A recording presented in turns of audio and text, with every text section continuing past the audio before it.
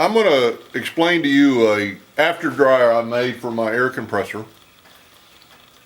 It's 50 degrees in Central Texas this morning and the air is kind of cool. Normally, when you run a compressor, and I run a compressor a lot, I have a plasma table, you know, I paint with it, I have a sandblaster, so it runs for a good while. On a normal compressor, this copper fitting is going to go straight down to the tank. If this has been running a while, that'll get up over 300 degrees. So you're putting 300 degrees air into 50-gallon or into a 50-degree air tank. I used to always think that the moisture coming into your compressor was from the air itself, the moisture that's in there, and that's part of it. What I've found through doing some testing and stuff, the majority of the air or the majority of the water that gets into your tank is because the hot air, when it cools down, it condensates and sweats and produces a lot of moisture. So what I did, I took a copper tubing, and I made this for about $50. I adapted a copper tubing, kind of ran it into a swirl pattern, and then I actually run it into some water that I'm going to show you in a little bit. But this will reduce your amount of water tremendously. So with that said, in the other part of the video, the air is running through this copper tubing, cooling off a little bit just through the air.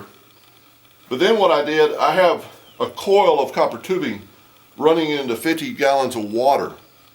So the water is 50 degrees right now. It cools that air off. By the time it gets here, it's already lowered quite a bit. But when you run into the water and then back out, it cools it off almost to 50 degrees again. So the air going in your tank is at the same temperature as the outside, and it doesn't sweat. And just one word of warning, when you run your copper tubing in there, make sure it's not touching any other parts of copper tubing, because a little bit of vibration will make a little pinhole in your tubing and start leaking air.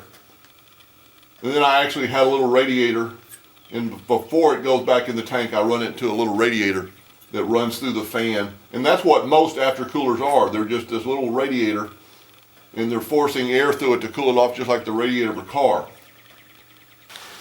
That yellow dryer is what everybody should have on their compressor line. But before I put in the after dryer, I would actually go change or turn that cockpit open and get like a half an ounce or an ounce of water out of it every day before I would start. Since I've had the after dryer on, I get no moisture in that tank or in that dryer. And if you'll kind of look as I pan here, it actually has a drip loop with the PVC pipe before it goes in the shop. As it's coming out of the compressor, it actually slants down.